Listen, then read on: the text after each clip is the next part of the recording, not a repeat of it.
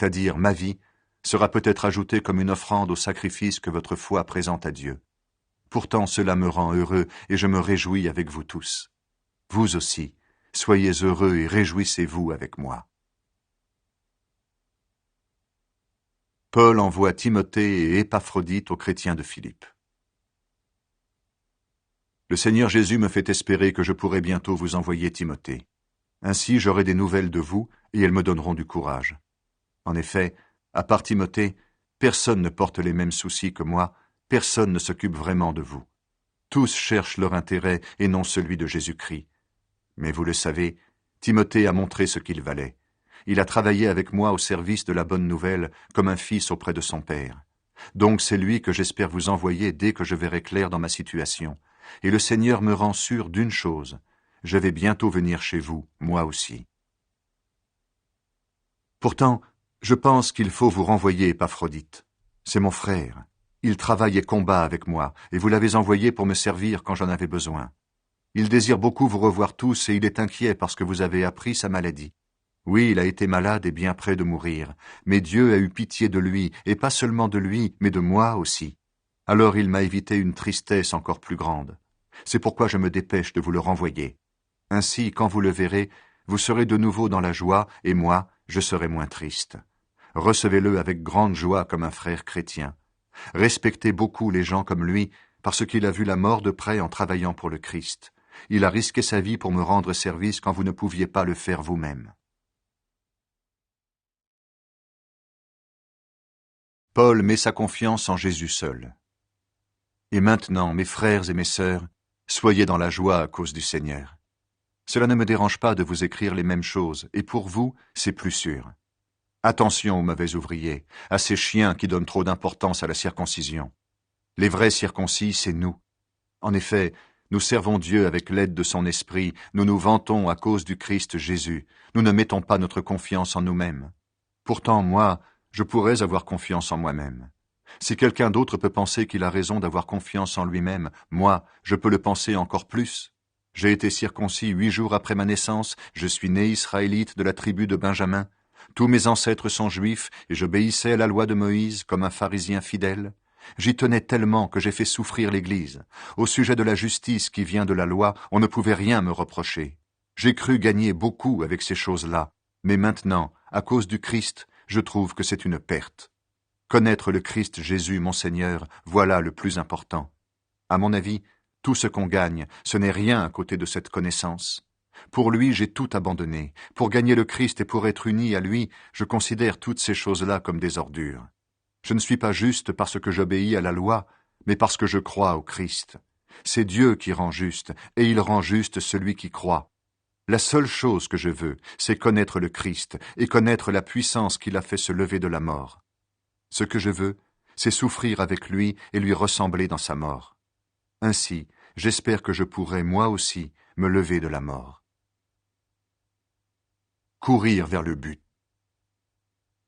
Je ne veux pas dire que j'ai déjà atteint le but ou que je suis déjà parfait, mais je continue à courir pour saisir le prix parce que le Christ Jésus m'a déjà saisi. Non, frères et sœurs, je ne pense pas que j'ai déjà obtenu le prix. Mais j'oublie la route qui est derrière moi, je suis tendu en avant et je fais la seule chose importante, courir vers le but pour gagner le prix. Dieu nous appelle d'en haut à le recevoir par le Christ Jésus. Nous qui sommes des chrétiens adultes, nous devons penser de cette façon. Et si sur un point vous pensez autrement, Dieu vous éclairera aussi là-dessus. En tout cas, continuons la même route que nous avons suivie jusqu'à maintenant. Frères et sœurs, imitez-moi. Nous avons donné l'exemple. Alors regardez ceux qui vivent en suivant cet exemple. Oui, je vous l'ai dit souvent, et je le dis aujourd'hui en pleurant. Beaucoup de gens vivent comme des ennemis de la croix du Christ. Ils finiront par se perdre. Leur Dieu, c'est leur ventre, et ce qui doit les couvrir de honte, ils s'en vantent. Eux, ils pensent seulement aux choses de la terre. Notre patrie à nous est dans les cieux, et celui que nous attendons comme sauveur, le Seigneur Jésus-Christ, viendra des cieux. Alors il changera notre faible corps pour le rendre semblable à son corps glorieux. En effet, il est assez puissant pour tout mettre sous son pouvoir. Conseil. Mes frères et mes sœurs très aimés, j'ai très envie de vous revoir.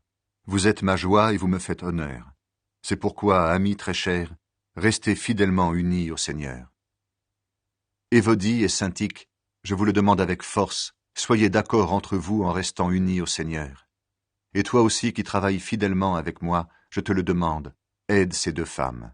Elles ont lutté pour la bonne nouvelle avec moi, avec Clément et avec les autres frères qui travaillent avec moi. Leurs noms sont écrits dans le livre de la vie. Soyez toujours dans la joie en étant unis au Seigneur. Je le répète, soyez dans la joie. Soyez bons avec tout le monde. Le Seigneur vient bientôt. Ne soyez inquiets de rien, mais demandez toujours à Dieu ce qu'il vous faut. Et quand vous priez, faites vos demandes avec un cœur reconnaissant.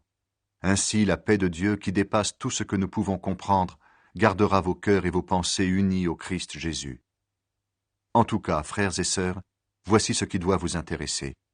Tout ce qui est vrai et mérite d'être respecté, tout ce qui est juste et pur, tout ce qu'on peut aimer et approuver, tout ce qui est très bon et ce qui mérite des félicitations. Faites ce que vous avez appris de moi, ce que vous avez reçu et entendu de moi, ce que vous m'avez vu faire. Et le Dieu qui donne la paix sera avec vous. Paul remercie les Philippiens pour leur cadeau. J'ai eu beaucoup de joie dans le Seigneur. En effet, finalement, vous avez pu montrer de nouveau votre intérêt pour moi. Cet intérêt, vous l'aviez, mais vous n'aviez pas eu l'occasion de le montrer. Je ne dis pas cela parce que j'ai besoin de quelque chose, non. J'ai appris à me contenter de ce que j'ai. Je sais vivre dans la pauvreté, je sais vivre dans la richesse. Toujours et partout, j'ai appris à être rassasié et à avoir faim, à vivre avec beaucoup et avec peu. Je suis capable de tout cela grâce au Christ qui me rend fort. Pourtant, vous avez bien fait de prendre part à mes souffrances. Vous le savez, vous, mes amis de Philippe, quand on commençait à annoncer la bonne nouvelle, j'ai quitté la Macédoine. Et à ce moment-là, aucune autre église ne s'est occupée de mon salaire et de mes dépenses. Vous avez été les seuls à m'aider.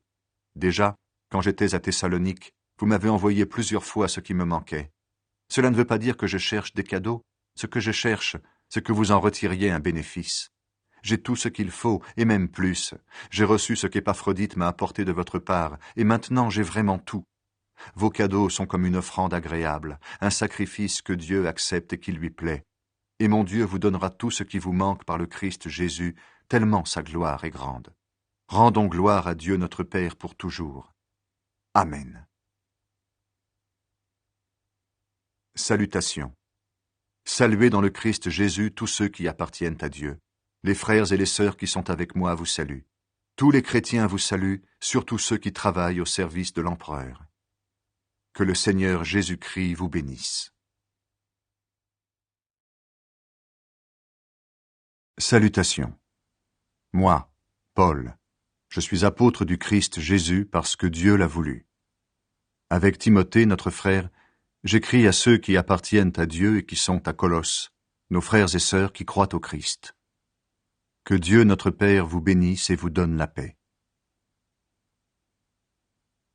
Paul remercie Dieu.